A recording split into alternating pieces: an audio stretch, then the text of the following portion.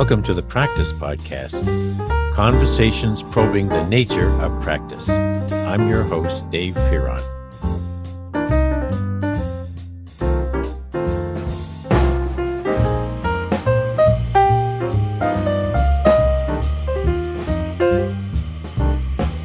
With over 220 episodes of the Practice Podcast under my belt, I keep finding new people that I want to know.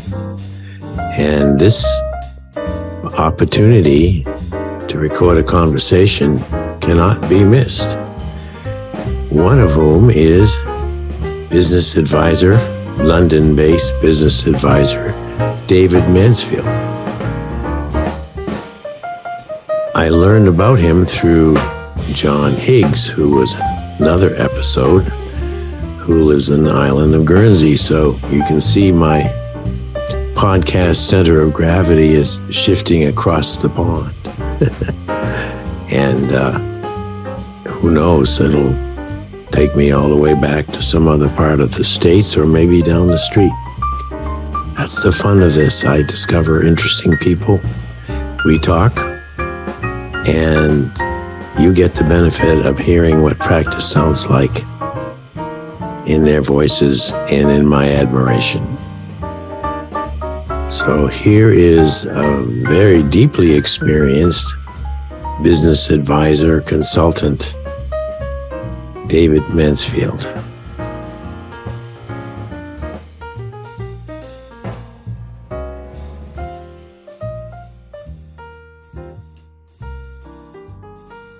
Well, folks, this is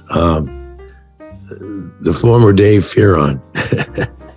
I don't sound like myself, but I told David Mansfield, with whom I'm having this conversation, that I've been waiting so long to have a second chance to become acquainted with him that I wasn't going to postpone this. However, David, if after a while you get sick of me sounding like a broken down movie star or something like that, then just give me the cut sign and we'll try it another time.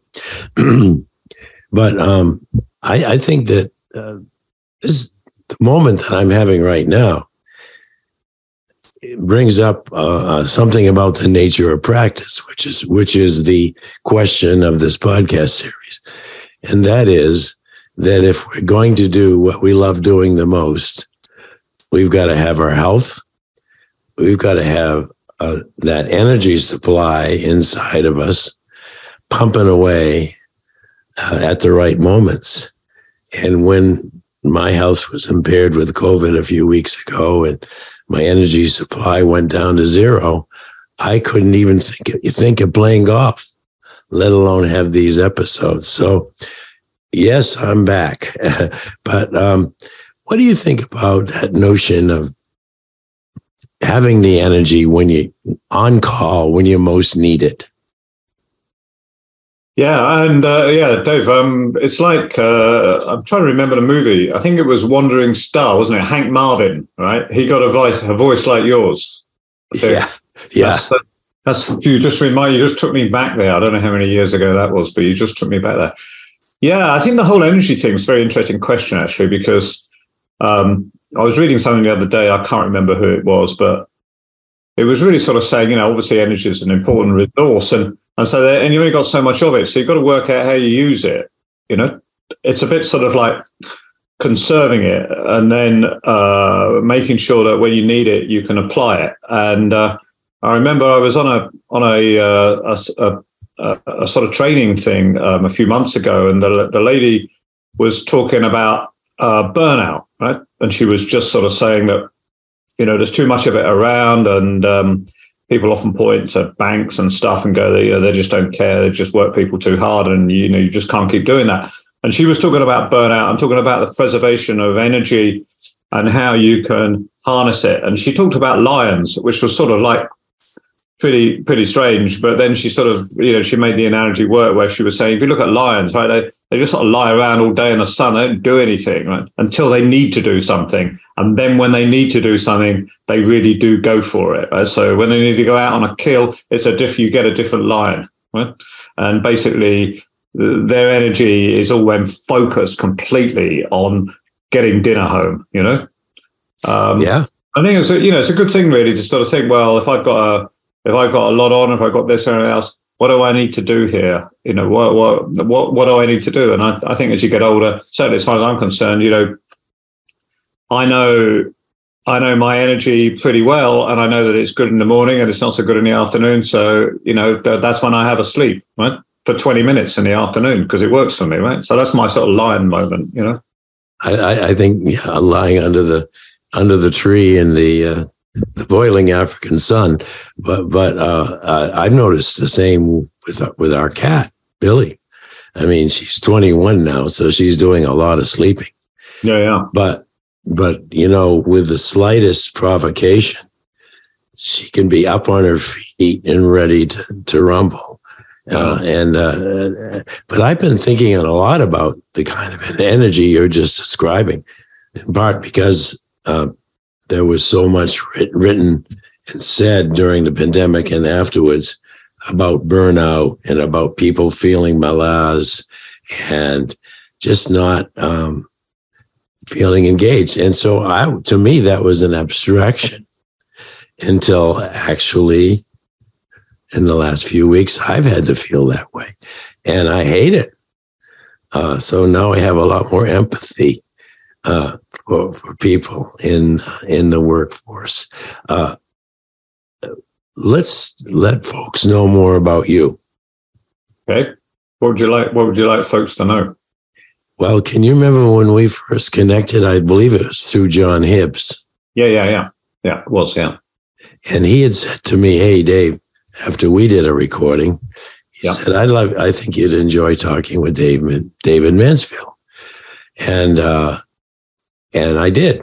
We had a nice chat. Mm-hmm. And one of the things I recall is that you were still making yourself available as an advisor, a board member, consultant to various businesses, and I assume non-governmental businesses. And why? When you could be strolling the streets of London completely without obligations. Yeah, well, that's true, but I can do both. I can do some interesting stuff and still stroll the streets. I do quite a lot of that, but yeah, no, it's a good question actually, Dave. And I'm 70 next birthday, and increasingly my friends, they're not sort of doing working stuff like I do, really. That's not a bad thing. Just earlier before the call, a friend of mine who plays the guitar, he's with his guitar teacher playing in a local pub down the road, sort of impromptu thing, just said, come over. And I said, well, I've got a gig of my own tonight, actually. I'm on stage in America tonight, so I can't do it, right? So here I am. There you go. But I think it's a we're all different, aren't we? And I love business, so that's what I like doing, and I like problem solving, and I like meeting people and stuff, and that all sort of works for me, really. So my last sort of full-time executive role was nearly 20 years ago now, and the reason that I didn't ever take another one was the job I had at the time was so much fun. I couldn't imagine doing anything that was anywhere near as good. So I was running a big group of radio stations, and the biggest one in the UK. I was very fortunate, and it really played to everything I liked. So on one hand, I had the juxtaposition of music and creativity and events and stuff. It was amazing. I had all that, but also it was a very commercial organization. It was on the London Stock Exchange, so it had a lot of responsibilities, all the big names of shareholders, Fidelity and all the usual suspects and stuff. So I used to sort of move between the city of London, if you like, presenting the forecasts and the results, and they weren't always good, of course,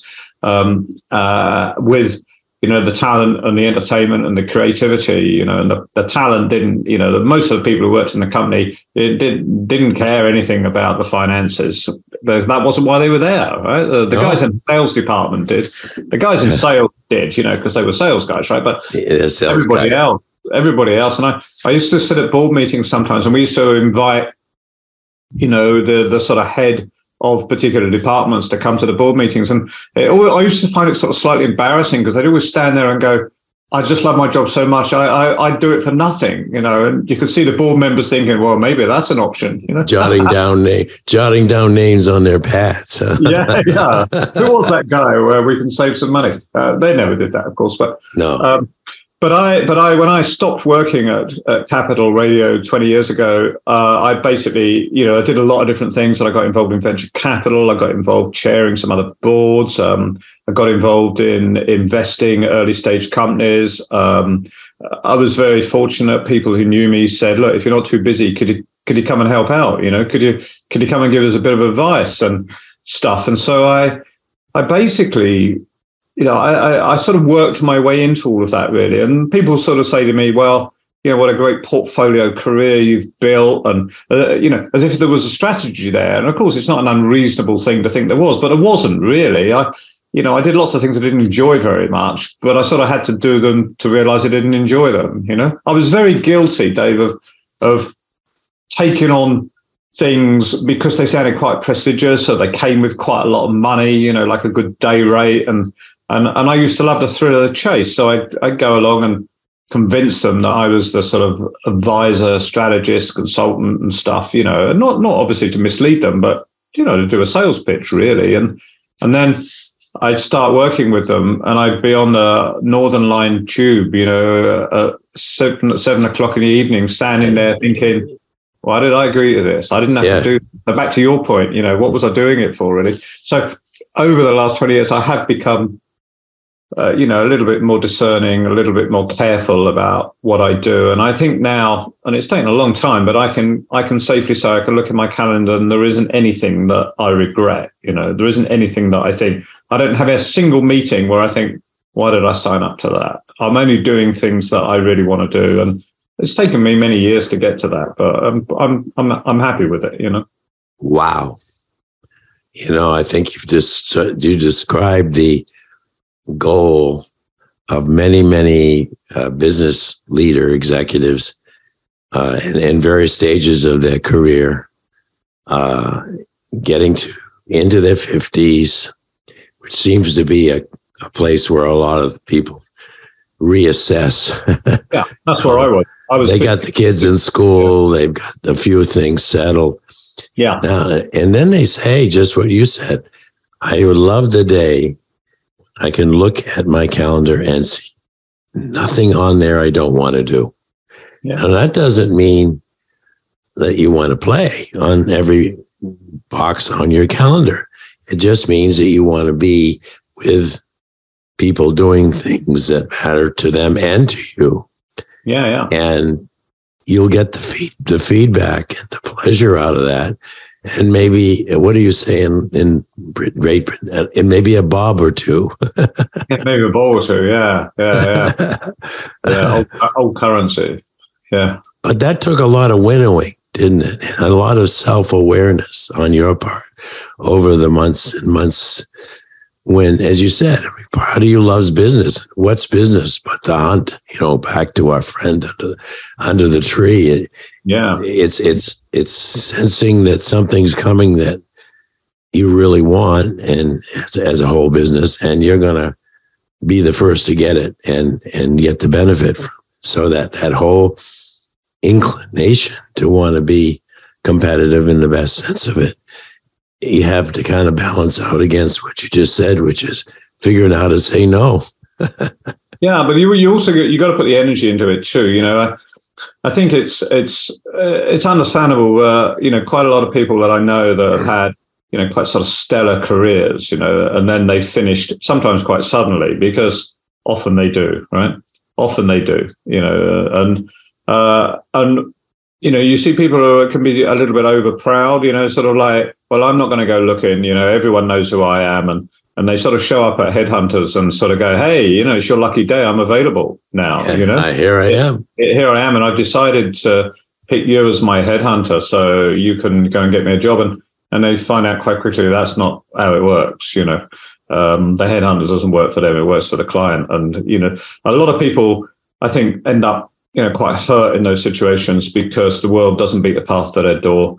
And, their previous track record it's never going to go away. But if you want to, get something that might appeal or really work, you've got to go out and find it. You've got to go and hunt it down, as you say, and you have to want to go and do that. And I've got quite a few friends, not so much now, but when they were in their late 50s and perhaps their big career moment finished and they needed to go and get something else, it was almost like they were sort of too proud, to go and do that. And it didn't always land well because, they didn't end up with anything really that, and they got years ahead of them, Sort of they land laterally, maybe a different company, a similar title, but it's not the same. And then, maybe I've got to look around a little bit more. In the meantime, I'll make a living doing this. And the next thing they know, they're 65. Yeah. Like, how the hell did that happen? And I think, again, back to my own new humility regarding managing my time and energy. I would dread the idea of finding out after a period of years that I was just going through the motions. And yet, the paycheck cleared and all the rest. And my guess, David, is that there's tens of thousands, maybe hundreds of thousands of people in each country who reached that sort of a peak fairly early, in that sense. This is the best I'll ever be. Now, but you didn't say that. You said, I just didn't think I'd ever enjoy anything more than when I was leading Capital Radio. Yeah, and I think part of that was, some of the things that did happen where people sort of came along and said, would you be interested in this job or that job and everything, and I thought, I just couldn't really do them because I couldn't imagine doing them in the same way. So I decided to go down a different road. That was what I did, really. So I decided to not have a full-time job. I didn't sort of rule it out at the time. I just sort of thought, well, I can't really see anything at the moment. I need to take some space out. I found it really quite difficult, actually, transitioning from a sort of high-profile job and, at Capital Radio, it always punched above its weight. I got invited I went to Buckingham Palace, I met the Queen, and all that sort of stuff, and, prime ministers, and we, sat next to Beyonce at some concerts that we organised. It's all sort of crazy stuff, really. But when you looked at it all, you sort of think, well, I can't imagine this newspaper group, a media group, have offered me a great role, but I sort of think it's not going to be like that, really. I'm just going to sit there thinking, well, this is not quite as good, So I need to go and do something different. But it's about serendipity, really. I'm a big believer in serendipity. If you want to, you've got to create the chance for good luck. Right? It doesn't come from you. You've got to create the chance. So you need to go out and meet people. And sometimes it's very easy not to meet people because you go, well, it's Monday night, I'm tired, I said yes to this event and I'm not going to go, right? And then but you do go because you sort of committed to it and your friend is there and you turn up and you meet somebody that you never thought you'd meet and they offer an opportunity, or you meet them again and they introduce you to somebody else like us, right? So the serendipitous moments are really important and people don't recognize them. And I get people come to me as part of my sort of advisory business and say, how do you build a network? How do you do that? And they think, understandably, particularly people who work in, finance, for example, accountants, it doesn't come naturally to a lot of them, and they're quite frightened of it, and they end up in a dilemma where, in order to get promoted, become a partner and earn a load more money and everything, they've got to build a book of business, which means they've got to have a network, which means they've got to be able to present their opportunities and tell people why they should hire them. And a lot of them find that really difficult because, that wasn't why they were hired. And now they're in that sort of dilemma. And that's when I sort of step in, really. And they think that networking is all about standing in a room full of strangers, eating a cold sausage and drinking warm Prosecco. Shaking hands and here's my card, Yeah. They think it's like that. And it can be like that. And actually, you can do some good stuff at those things too. But I never talk to anybody about that other than to say, don't do it, because people are frightened of it. I talk to people, I said, well, you have a network already. You just don't think about them like that, right? Your network is the people you already know. That's right. The thing is that those people will introduce you to other people. If you just get your story right and just talk about it, That's right. And get out there. And it may not feel like the most natural thing to do sometimes, or you might have said yes to that party and then wish you hadn't because you've been working late. But, what was it Woody Allen said? 80% of success is just turning up, right? So, and it's very true. It's very true. And I think if you look at, I've worked for, I've got a list of them somewhere on my computer, I don't know, 60 or 70 companies I've worked for the last few years. And, I would say a big percentage of them were an introduction from an introduction, or somebody. I bumped into a guy, this sounds a bit creepy, but it isn't really, but I bumped into a guy, in the sort of jacuzzi, the steam room at my local gym, right? And he was just sitting there and we just chatted, and I ended up meeting his business partner who got a cake business, right? I mean, just sort of crazy. And they said, yeah, well, we're good at cakes, but we don't know how to put a plan together. And we sort of feel now it's quite serious. And, we're in reach of turning over quite a lot of money, and we just need a bit of commercial advice. Could you, and that just came out from a guy I met at my gym, right? And I meet people on planes sometimes and whatever. I don't want your listeners to think that I'm one of those boring people that just insists on talking to everybody. But, I've met people in all sorts of random places, and it just leads to, occasionally, not all the time, of course, but it leads to opportunities and chances and new friendships, which is great.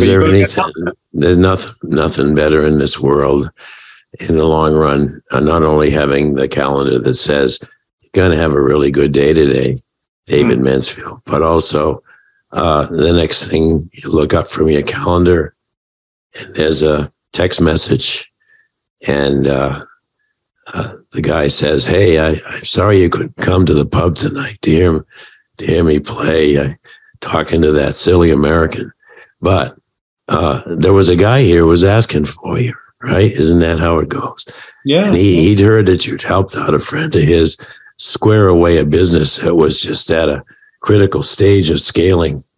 And he said you did a great job. So I just wanted to pass that along and let you know that I gave him your contact information. Now, I'm imagining that, but it sounds to me that's a fairly normal occurrence for you. It's very normal occurrence. And, it's feast or famine. I had in one, and this is very unusual, but I had 4 in 1 week. There was a lady who was being promoted chief executive of a sort of quite a big communications company, and someone had recommended me. And then the guy worked for the world's largest private jet company, right? That's interesting. And he came along and said, I need some personal coaching. I want to be able to get up to the next stage. And I knew a couple more as well, So, wow. And then, nothing may happen for some time, and then things happen again. So, and I've got colleagues who work in the advisory and coaching business, and some in particular who sort of do what we've just been talking about. I don't think they've ever really, in the last couple of years, done any serious prospecting because it comes to them. Because recommendations, and it's a bit like going back to talking about networking. There's a business that I was involved in. We sold it to private equity. It was it went really well. And if you ask the global sort of sales chief, it's a business to business education tech company. What was the success based on? How do you generate sales? And he said, well, it was tough, but I mean, we were running that company in the UK, and we decided that America was really where we needed to be because we needed to get scale there and stuff. And we got landed a couple of big clients in the UK, like Unilever, and we decided that was a good calling card to go somewhere else, right? We've got a global company now, so let's go out to America. So Johnny, I think he'd never been to New York, right? He went to New York. He took an apartment in Harlem because it was really cheap, and then he realized why it was really cheap. And he's quite a tough guy from Yorkshire, but even he found it was a bit challenging getting from the subway to his front door. So he moved to Brooklyn, and he didn't know anybody. And we had a company that no one had ever heard of with a product they didn't know they needed. And so now that's a challenge right there. Yeah, no one's heard of, and a product that nobody knew they needed. Now there is a business challenge for you right there. That's a business challenge, right? So what did Johnny do? So he didn't know anyone in Manhattan or anywhere. So he went to his companies, his network in the UK, and he said, "Look, I want to get into Walgreens, but I don't know anybody there." And the guy he was speaking to in the UK said, well, I don't know anybody either, but I've got a contact in New York and, at this ad agency, maybe you'd be able to help.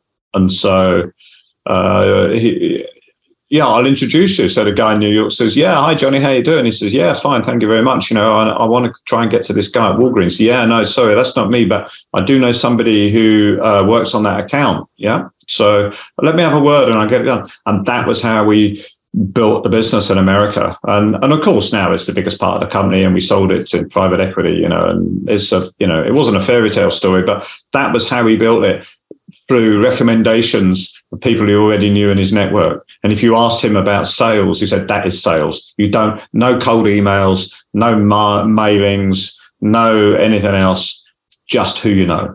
That's all you need to do. Now, this is a terribly unfair question, so I'll ask it. You mentioned that once people hear your story.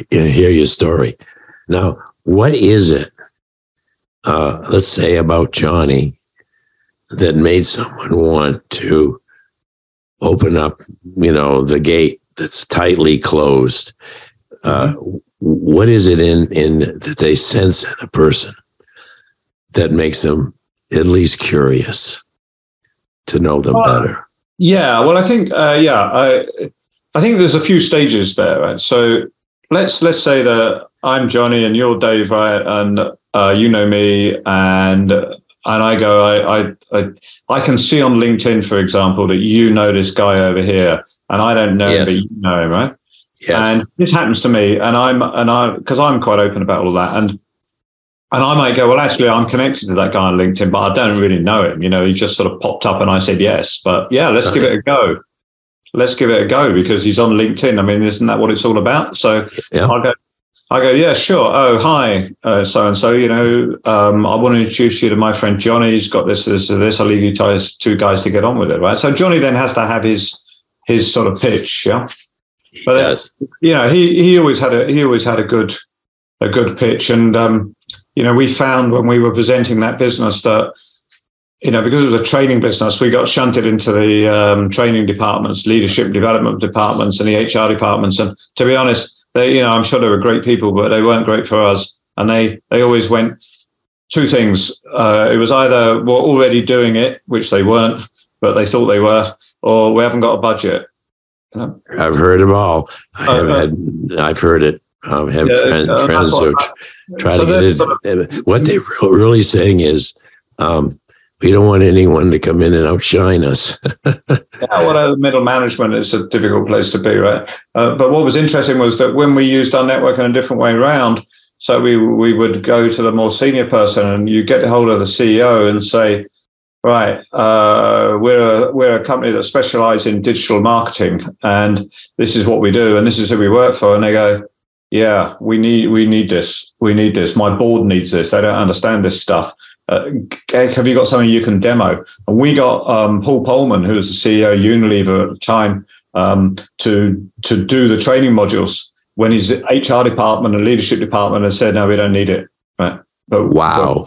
We got around them and got in front of him and stuff. And we used to have some good lines. Like people would go, yeah, no, I think we know this stuff. And we go, yeah, what's the difference between the internet and the World Wide Web? And they go, yeah, I don't really know the answer to that. I go, well, you need us, So you got me on that one. No, I can't remember the answer either. but that is, I tried in all the years I was teaching in a business school. Yeah. To try to get these promising young people to understand that largely it's their character,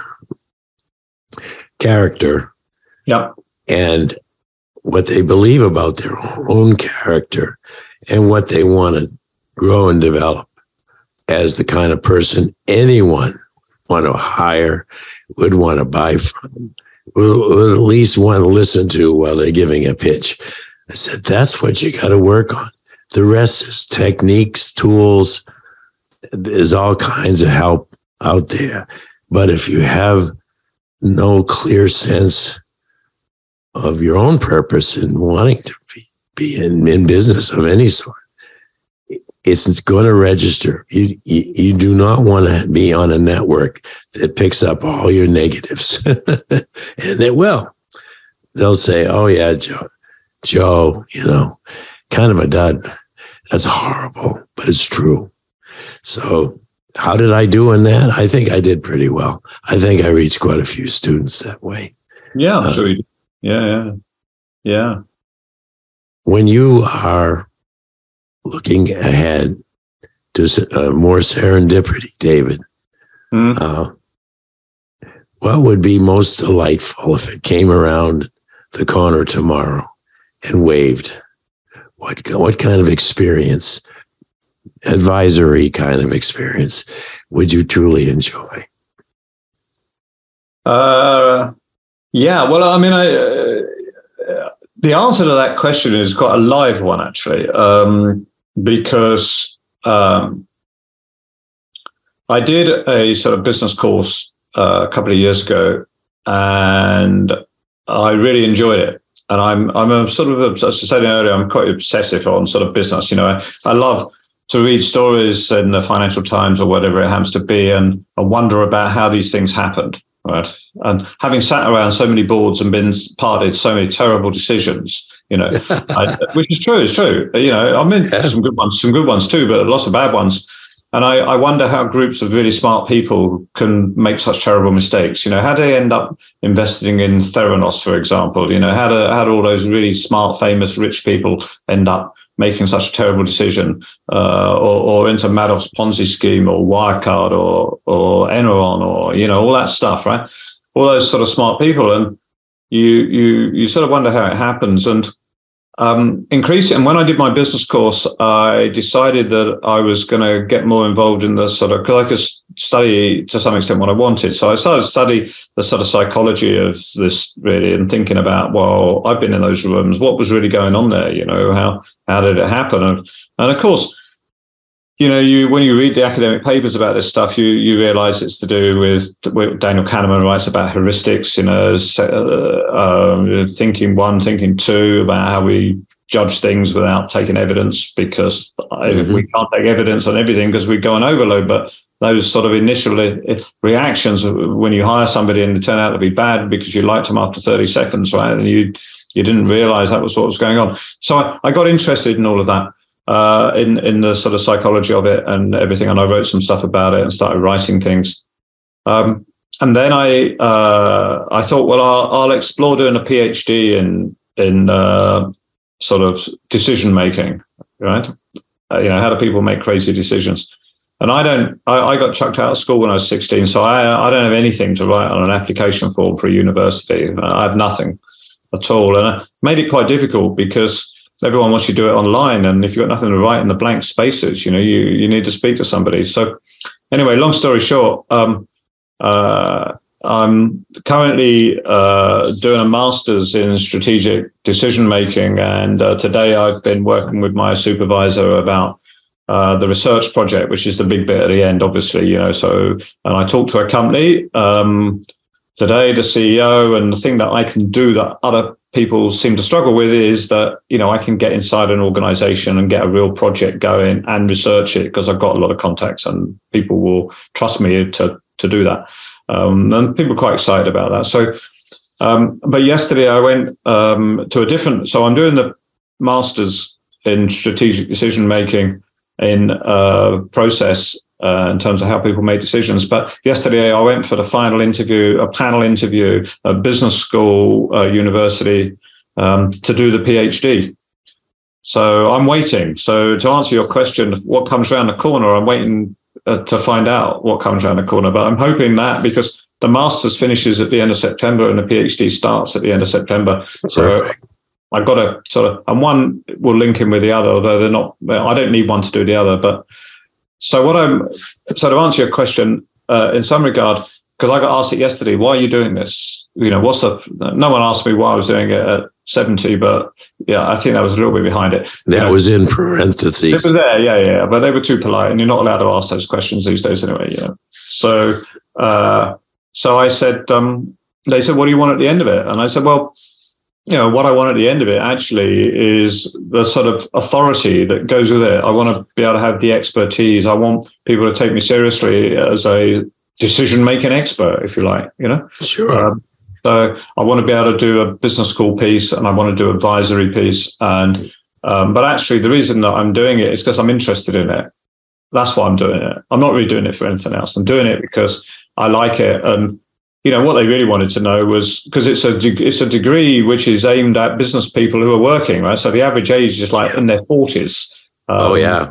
And they're people obviously got big commitments with work and kids and stuff. So a big part of the due diligence from the business school is to make sure these people find the time and the energy, back to energy, and the resource to do it. Well, of course, I don't have any kids at home, and I don't have to worry about any of that stuff. So I've got the time, and I had to convince them, really, I suppose, that I had the commitment to it. I can tell you, it's going to happen. You're going to be in that program. Yeah. And I can tell you why my thinking, not just about you, but about the field, what's happening out there, is that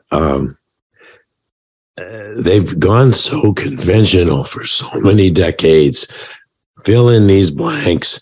If the man doesn't have a baccalaureate, we can't look at him for a master's. If we can't, all of those screens that we'll put up there in the name of rigor. What we've learned humbly in higher education is that we're screening out some of the most highly promising, best thinkers, thought leaders that the world needs. Yeah. And they need them now. So the complaints that were coming from the hiring people back to these masters and even the doctoral program says, hey, when did you guys become a cookie cutter? Because we're getting the same words and the same manners, no matter who we hire. And then along comes someone like you, who's earned in many, many ways all the reasons in the world to be taken seriously about effective decision-making. And they say, this is a win.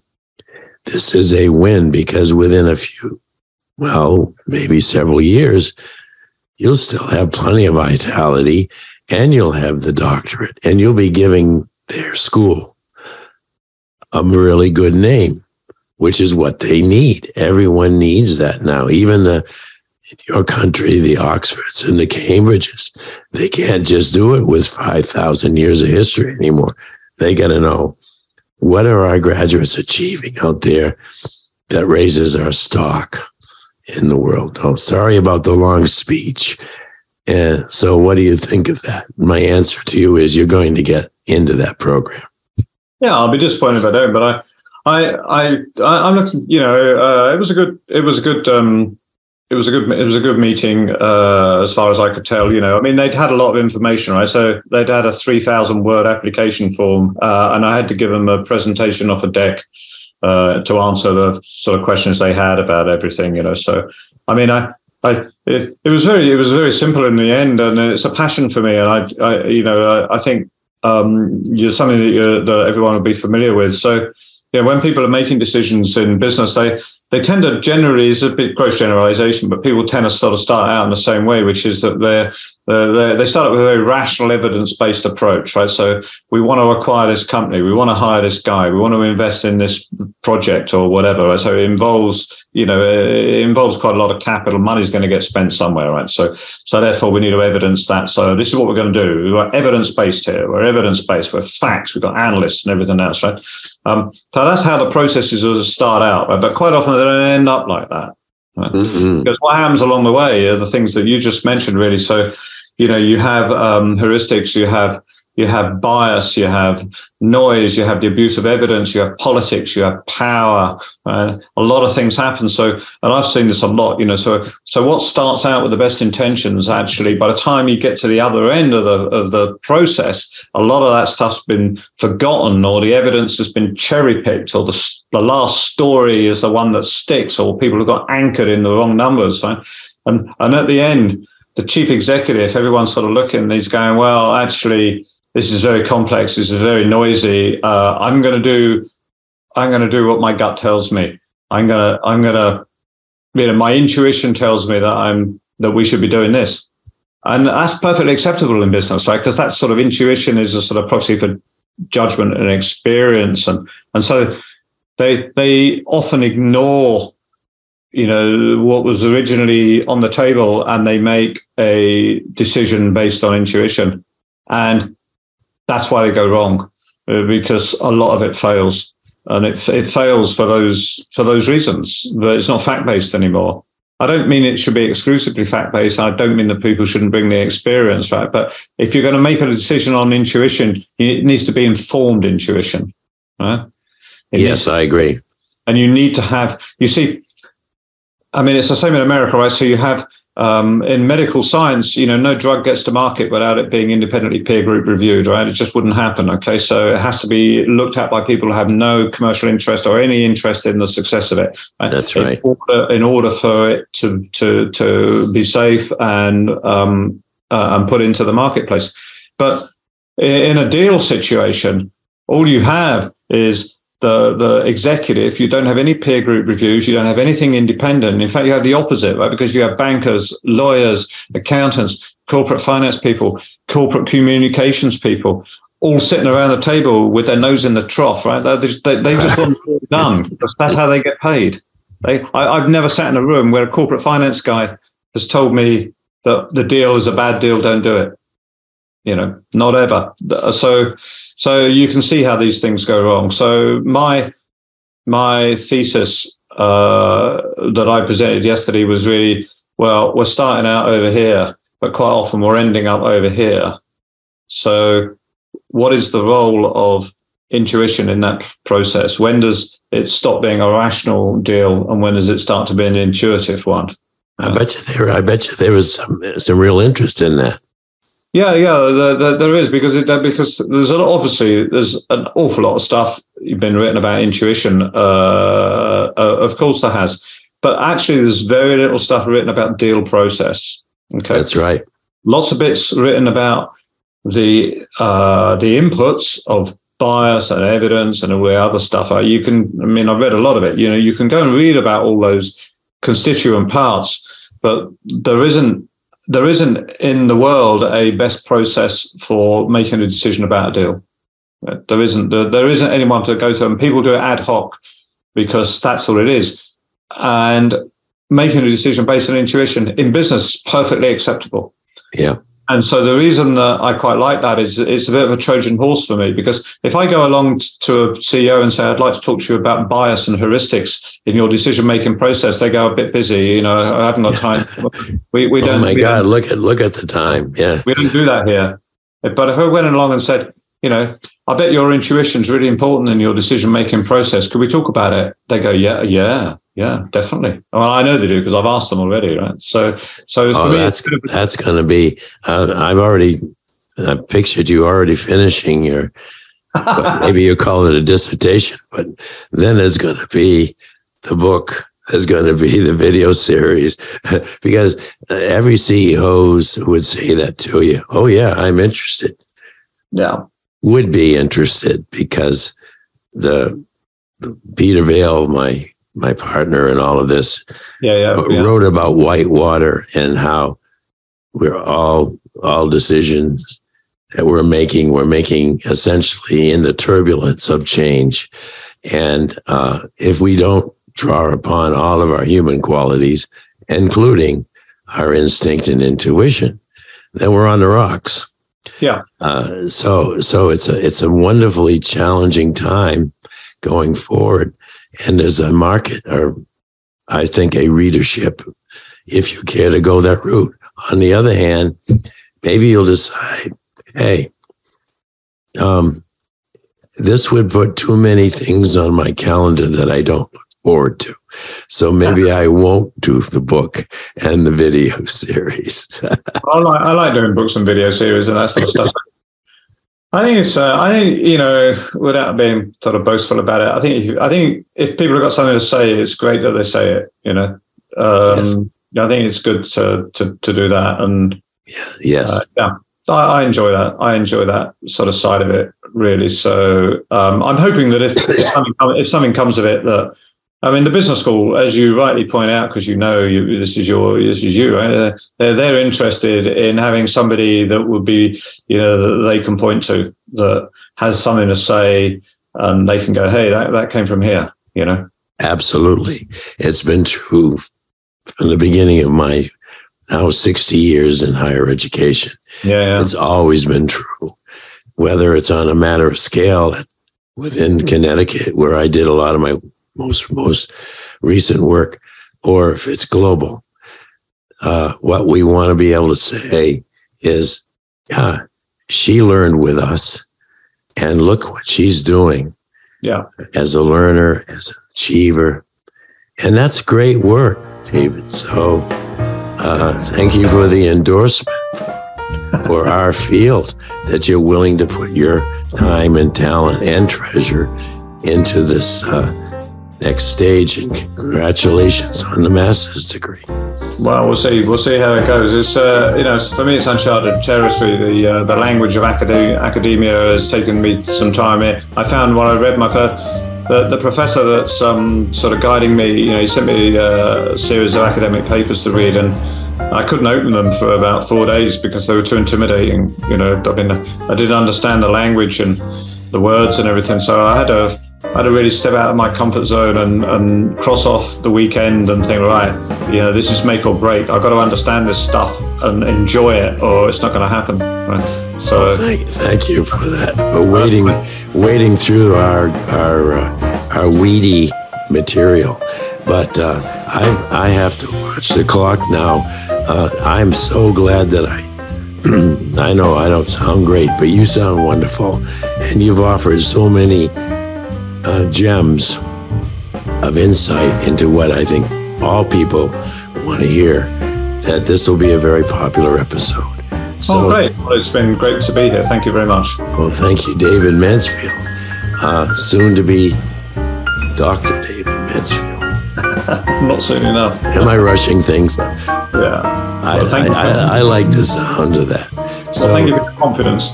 Thank you again very much.